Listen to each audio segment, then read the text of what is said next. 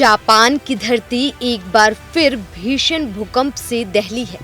वहां 7.4 तीव्रता का भूकंप दर्ज किया गया है। भूकंप की तीव्रता को देखते हुए सुनामी की चेतावनी जारी की गई है।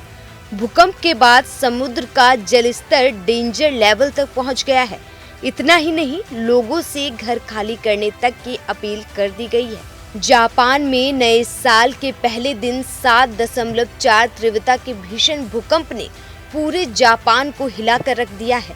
भूकंप के बाद सुनामी की चेतावनी को देखते हुए भारतीय दूतावास ने जापान में फंसे भारतीय नागरिकों के लिए इमरजेंसी नंबर जारी किए हैं।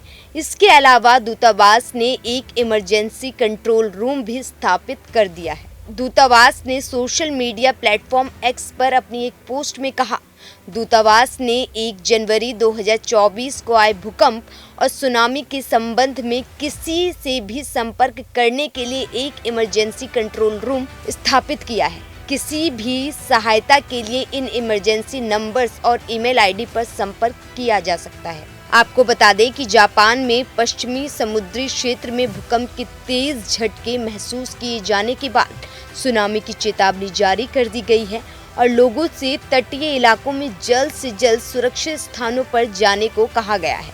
जापान मौसम वैज्ञानिक एजेंसी ने स्थानीय समय अनुसार शाम 4 बजे इशिकावा के समुद्री तटों और आसपास के प्रांतों में भूकंप आने की सूचना दी, जिनमें से एक की शुरुआती तीव्रता 7.4 मापी गई है।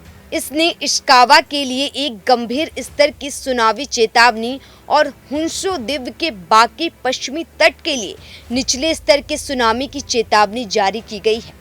जापान के सरकारी प्रसारक NHK टीवी ने भी चेतावनी जारी की है कि समुद्र में लहरें 5 मीटर तक पहुंच सकती हैं। इसलिए लोगों को जल्द से जल्द ऊंचे स्थानों या आसपास की इमारतों की ऊपरी मंजिलों पर चले जाने का आग्रह किया गया है। NHK के मुताबिक सुनामी की लहरें उठने के चलते शुरुआती चेतावनी के बाद भी अलार्म लगभग 2 घंटे तक बजता रहा। प्रांत में भूकंप के झटके आने के बाद से लोगों में डर का माहौल देखा जा रहा है। जापान की मौसम विज्ञान एजेंसी के मुताबिक भूकंप इशिकावा प्रांत के अनामिजू शहर में आया। इसका केंद्र धरती से 10 किलोमीटर नीचे था। भारतीय समय के अनुसार दोपहर करीब 12:40 पर भूकंप के तेज झटके महसूस किए गए हैं। इसके 8 मिनट बाद ही 6.2 तीव्रता का पहला ऑफर शॉक रिकॉर्ड किया गया। इसके बाद 5.2 तीव्रता का दूसरा और अब कुल मिलाकर 42 आफ्टर शॉक आए हैं। सभी की तीव्रता 3.4 से 4.6 के बीच रही है। जापान सरकार के प्रवक्ता योशिमासा याशी ने बताया कि भूकंप प्रभावित क्षेत्रों में स्थिति परमाणु संयंत्रों की किसी तरह का नुकसान पहुंचाने की सूचना नहीं है। उन्होंने तटीय इलाकों में रहने वाले लोगों से जल्द सुरक्षित स्थानों पर जाने की अपील करते हुए कहा, हर 1 मिनट अहम है, कृपया तुरंत सुरक्षित स्थानों पर चले जाएं। NHK के मुताबिक जापान के पश्चिमी तट पर निगाटा और अन्य क्षेत्रों में लगभग 3 मीटर ऊंची सुनामी आने की आशंका जताई गई है। इसके अनुसार समुद्री तट पर कम ऊंचाई की सुनामी की लहरें पहले ही दर्ज की गई हैं। भूकंप के कारण नुकसान की भी सूचना है। जापान की मीडिया के द्वारा प्रसारित वीडियो में वाजिमा शहर के एक इलाके में धुआं उठता हुआ दिखाई दे सकता है। एक अन्य इलाके में एक घर ढह गया। NHK के मुताबिक प्रभावित क्षेत्र में बुलेट ट्रेन का परिचालन रोक दिया गया है।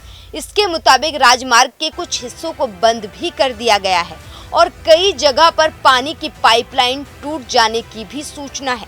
मीडिया की खबरों के मुताबिक भूकंप के कारण कई जगहों पर चौड़ी दरारें भी आई हैं। मौसम विभाग एजेंसी ने प्रेस वार्ता में कहा कि अगले सप्ताह, खासकर अगले 2 या 3 दिनों में इस क्षेत्र में और बड़े भूकंप आ सकते हैं।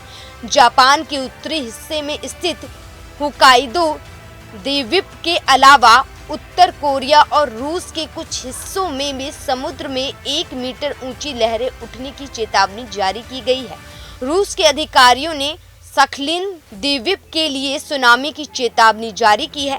वहीं दक्षिण कोरिया में मौसम एजेंसी ने कुछ पूर्वी तटीय शहरों के निवासियों से समुद्र के स्तर में संभावित बदलावों पर नजर रखने का आग्रह किया है।